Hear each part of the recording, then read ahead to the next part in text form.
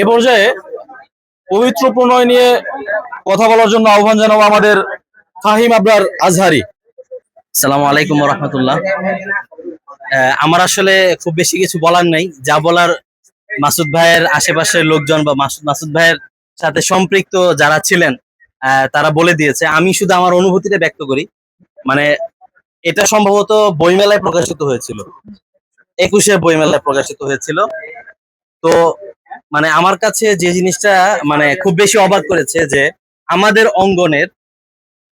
অঙ্গনের একজন লোক, তার কোন একটা কবিতার বই, কবিতা বাদ দিলাম, যে কোনো বই, সেটা 21 মেলায় প্রকাশিত হয়েছে এবং এই বইটা দ্বিতীয় মুদ্রণ বের হয়েছে। এই জিনিসটাই আমাদের অঙ্গনে বিরল। এবং মানে আমাকে এই জিনিসটি অনেক বেশি অনুপ্রাণিত করে যে মাসুদ ভাই তার কাজকর্মকে যেভাবে এগিয়ে নিয়ে যাচ্ছেন, সকল বাধা বিপত্তি উপেক্ষা করে, আমরা এখান থেকে অনেক কিছুই শিখতে পারি।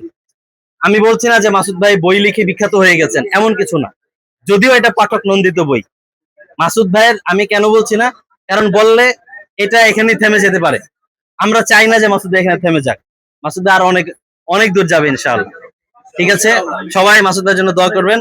আর এই বইটা 5ম মুদ্রণ দেখতে চাই আমি, আরো বেশি।